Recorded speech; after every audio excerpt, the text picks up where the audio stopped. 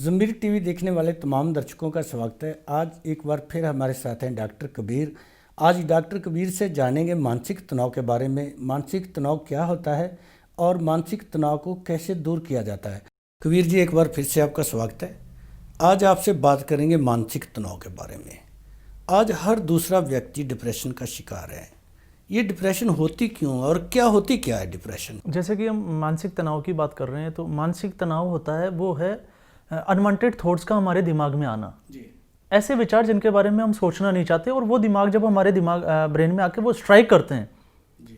तो फिर हम उसके बारे में सोचना स्टार्ट कर देते हैं और सोचते सोचते हम उसके बारे में हम इसको कह सकते हैं कि वो ओवर थिंकिंग वाला पार्ट हो जाता है। हम उसके बारे में ज़्यादा सोचना स्टार्ट कर देते हैं और जब उस चीज़ के बारे में ज़्यादा सोचना हम स्टार्ट करते हैं तो वही हमारा मानसिक तनाव में कन्वर्ट हो जाता है। और जहाँ हम डिप्रेशन की बात कर रहे हैं तो मैं आपको एक छोटी सी चीज़ इसमें और ऐड करना चाहता हूँ।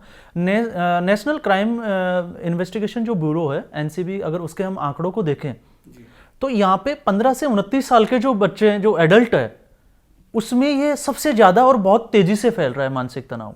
वो इसके सबसे ज़्यादा शिकार हो रहे हैं।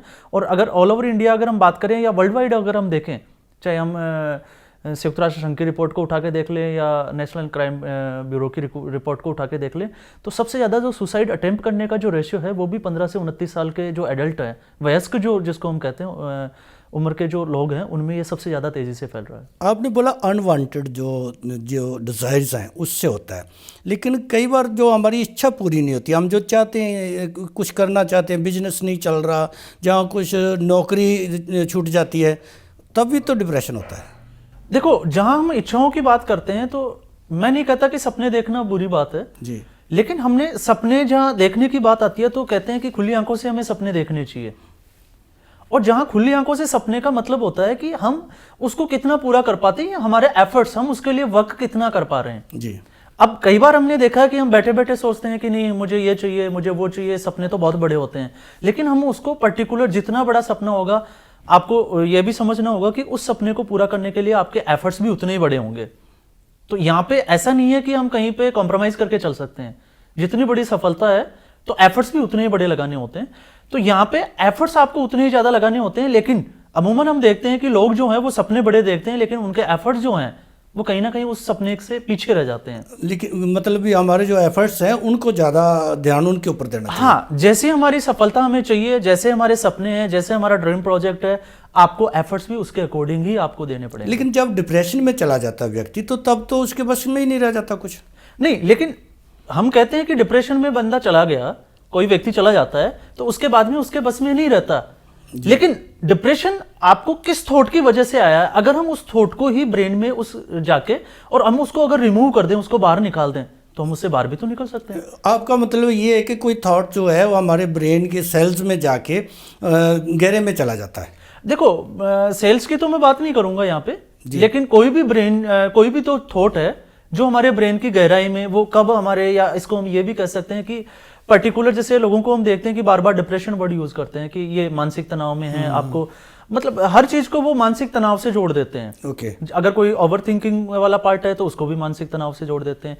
किसी को किसी चीज के लेके जैसे फिक्र वाला पार्ट आता है, उसमें भी वो मानसिक तनाव से जोड़ देते हैं। किसी के बारे में लाइक जिसको बोलते हैं केयरिंग होना, उसको भी हम मानसिक तनाव पे ले जाते हैं कि हम आपके बारे में हम ज्यादा सोच रहे हैं। okay. तो हम अलग अलग चीजों को जाके और एक ही चीज से ले लेते हैं कि डिप्रेशन है, बट वो हमें समझना होता है कि वो चीजें क्या क्या हो सकती है। जैसे आपने बोला कि हम हर चीज को डिप्रेशन का नाम दे देते हैं। कई बार हम देखते हैं कि कोई व्यक्ति डिप्रेशन में होता है तो सोए रहना चाहता है, या फिर कई बार सुसाइड अटेम्प्ट करने की कोशिश करता है। और एक व्यक्ति होता है, उसको भी डिप्रेशन ही बोलते हैं हम, वो हर बात पे चिड़चिड़ाता है, मारने को आता है।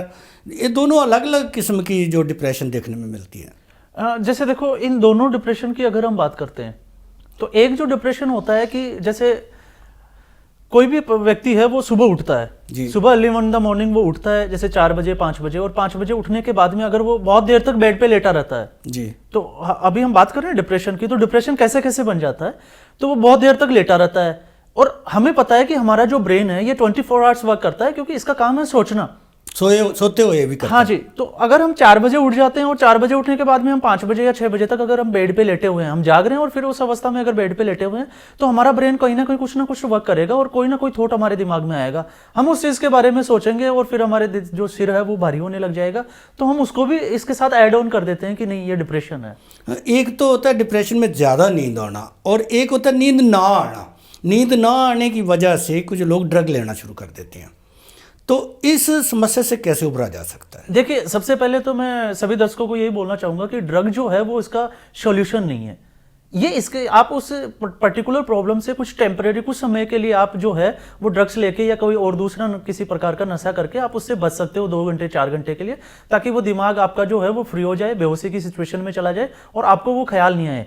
लेकिन जैसे ही आपने नोट किया होगा कि उस सिचुएशन में जब हमारा नशा नीचे उतरता है, ब्रेन में वो रहता नहीं है, तो उसके बाद में वो थॉट्स जो है वो वापस से आना शुरू हो जाते हैं और वो उससे भी ज़्यादा खतरनाक सिचुएशन ले लेता है, वो खतरनाक रूप में आने लग जाता है। जब हम कई बार ऐसे बोलते हैं कि मुझे आज बहुत यार टेंशन हो रही है, मैं चिंता में हूँ, तो हमारे जो दोस्त होते हैं बोलते हैं यार 1-2 पैग लगा ले, इससे ठीक हो जाएगा। और कई डॉक्टर लेवल के लोग मैंने देखे हैं बोलते हैं 1-2 पैग लगाने से कुछ नहीं होता, आप पैग लगाओ और टेंशन फ्री हो जाओ। देखो, जैसे कि अब आप ये बोल रहे हो कि पैग लगाने से ये चीज़ें शॉर्ट आउट होती है, तो मैं तो आपको ये बोलूँगा कि पैग लगाने से तो चीज़ें शॉर्ट आउट नहीं हो सकती। क्यों? क्योंकि अल्कोहल जो है वो कुछ समय के लिए आपको बेहोशी की सिचुएशन में ले जाता है। वो आपकी बेहोशी की हालत होती है, तो उस वक्त आपका जो दिमाग है वो काम करना बंद कर देता है या वो उन चीज़ों के बारे में सोचता नहीं है। जब होश आएगी तो फिर दोबारा वो, हाँ, लेकिन जैसे ही नशा उतरेगा वो थॉट्स जो है वो हमारे दिमाग में वापस से स्ट्राइक करना स्टार्ट कर देंगे, तो वापस से वो डिप्रेशन में हो जाएंगे हम। तो ये तो नहीं कह सकते कि नहीं वो ठीक है, मेरे ख्याल से तो वो ठीक नहीं है।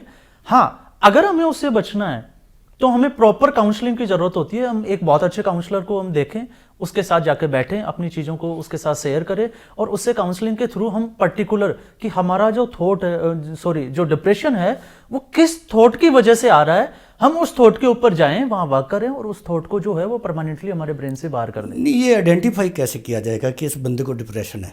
देखो, डिप्रेशन के लिए आइडेंटिफाई करना मुझे नहीं लगता कोई बहुत बड़ी बात होगी, क्योंकि अगर बहुत अच्छा कोई काउंसलर है तो वो उसके साथ बैठेगा तो वो थोड़ी देर में उसको पता चल जाता है कि इसका सोचने का तरीका क्या है। काउंसलर की बात नहीं मैं कर रहा, हम घर में किसी हमारे पर्सन को हो, हमारे सदस्य जो परिवार का सदस्य है उसको अगर डिप्रेशन है तो हमें कैसे पता चलेगा कि इसको डिप्रेशन है? देखो, अगर परिवार के सदस्यों की अगर हम बात करें, जैसे काउंसलर से हटके हम अगर इसको देखते हैं जी, तो कुछ लोग जो होते हैं वो उनका किसी काम को करने की इच्छा नहीं रह जाती, इसको भी हम कह सकते हैं कि उसमें डिप्रेशन हो सकता है। मैं यहाँ क्लियर नहीं कर रहा कि उसमें डिप्रेशन है, हो सकता है उसमें कोई दूसरी चीज हो, लेकिन अभी हम डिप्रेशन की बात कर रहे हैं तो डिप्रेशन में हम समझ सकते हैं कि वो डिप्रेशन हो सकता है उसको।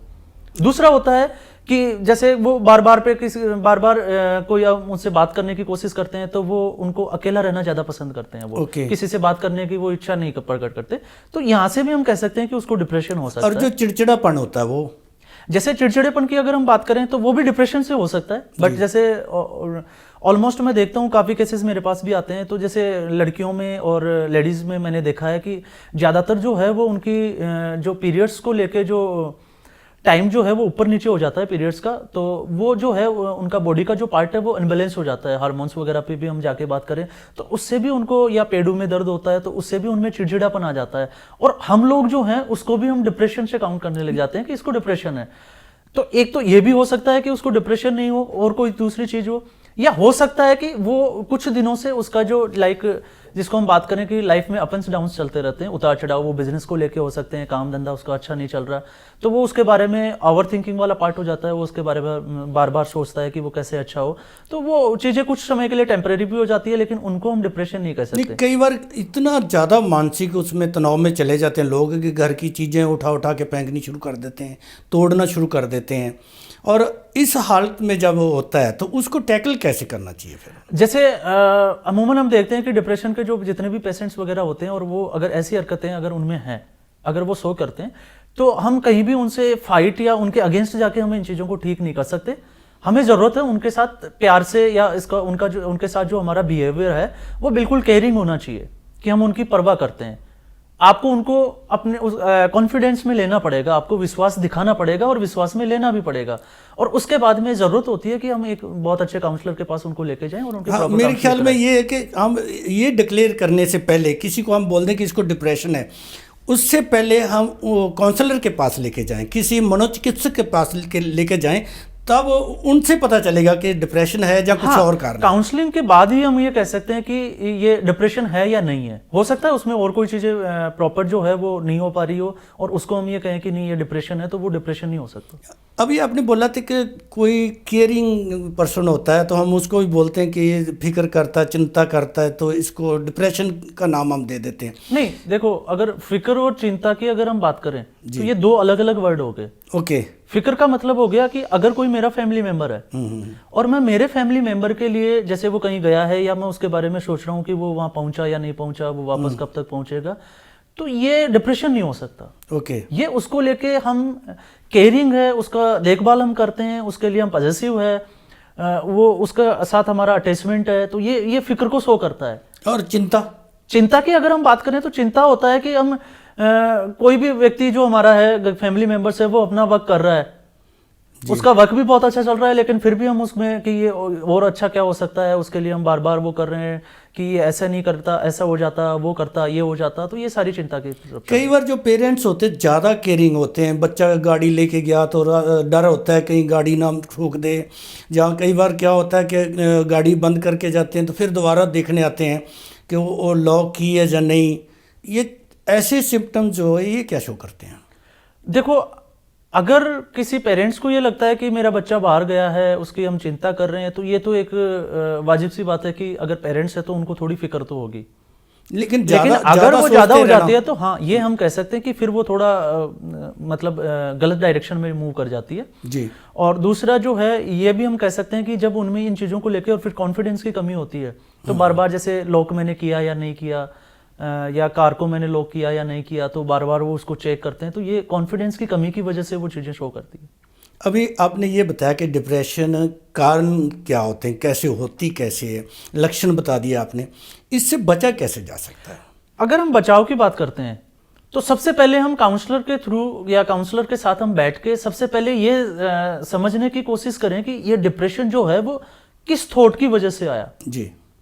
अगर तो हमें प्रॉपर वे में पता चल जाता है कि जो डिप्रेशन है उसका रीजन ये है, कॉज की जिसकी हम बात कर रहे हैं, तो अगर हम कॉज के ऊपर जाके वर्क करते हैं, जैसे मैं हूं या कोई और व्यक्ति है, अगर मेरा बिजनेस अच्छा नहीं चल रहा और बिजनेस की वजह से अगर मेरे डिप्रेशन की जो है वो आना शुरू हो गया या डिप्रेशन के सिम्टम्स शो हो रहे हैं, तो उसके बाद में हम ये देखें कि पॉजिटिव वे में लेके कि हम अपना जो बिजनेस है उसको हम प्रॉपर वे में कैसे स्टेब्लिश कर सकते हैं या उसको वापस से कैसे स्टार्ट कर सकते हैं जी।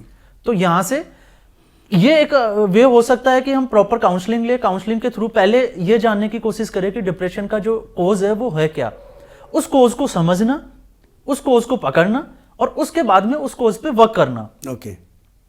तो वहां से हम डिप्रेशन को धीरे धीरे जो है वो कम कर सकते हैं। जैसे सारे धर्मों में एक चीज़ बताई जाती है कि अगर हमने डिप्रेशन से या चिंता से बचना है तो नाम सिमरन करना चाहिए, इससे कुछ होता है?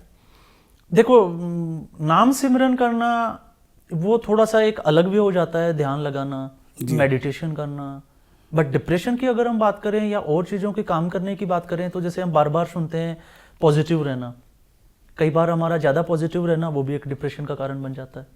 अब कैसे बनता है मैं आपको बता देता हूँ। जैसे बार बार हम जितने भी मोटिवेटर वगैरह हम या जो लेक्चर्स वगैरह लेते हैं वो कहते हैं कि बी पॉजिटिव, आप हमेशा पॉजिटिव सोचा करो, पॉजिटिव रहा करो। तो जब हम बार बार पॉजिटिव ज़्यादा सोच लेते हैं तो हमारे जो एफर्ट्स है वो कम रह जाते हैं। ओके।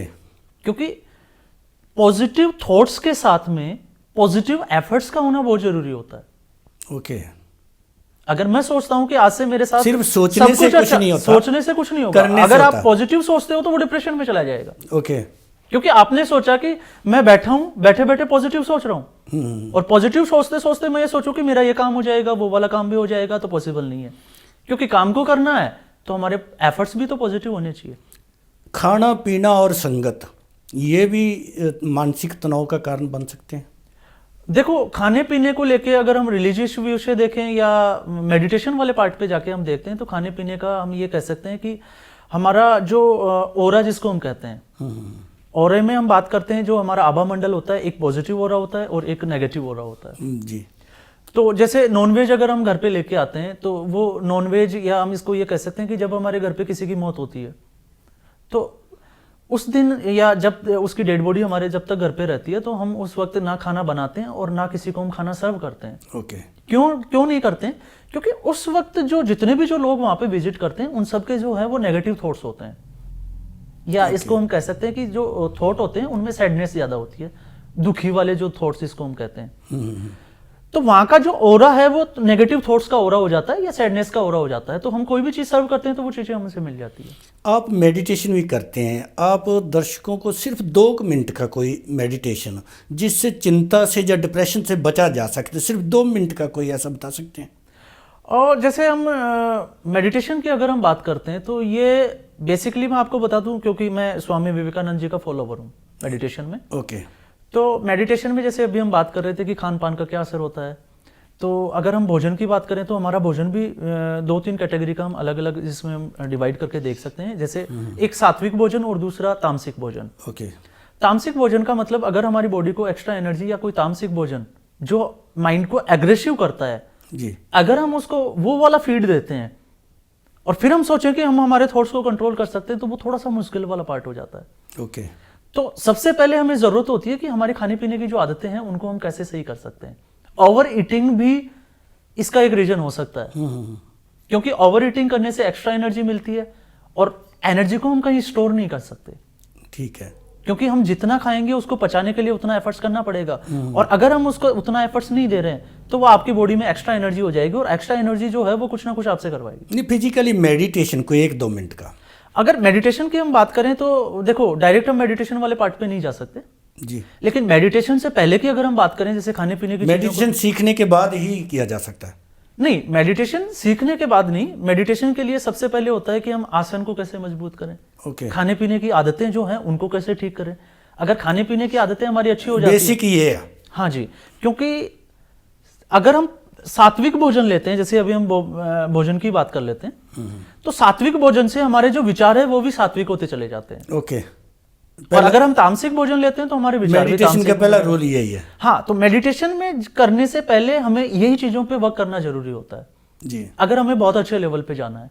नहीं तो फिर हम जो है सबसे अच्छा हमारा तरीका होता है कि हम सुबह जल्दी उठें, ब्रह्म मुहूर्त जिसको हम कहते हैं, ओके। और ब्रह्म मुहूर्त में जाके हम प्राणायाम करें। जब ऑक्सीजन लेवल, जब सूर्योदय की पहली किरण के साथ में जब ऑक्सीजन का लेवल बढ़ जाता है, क्योंकि उस वक्त जो है वो प्लांट्स में फोटोसिंथेसिस ज्यादा होता है। प्राणायाम का आम लोगों को पता नहीं होगा, थोड़ा आप बता सकते हैं?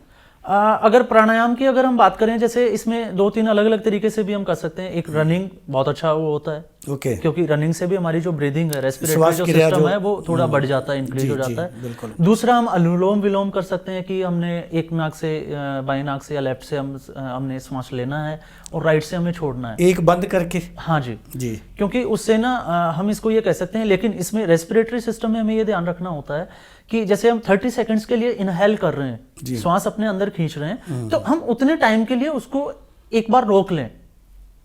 ओके।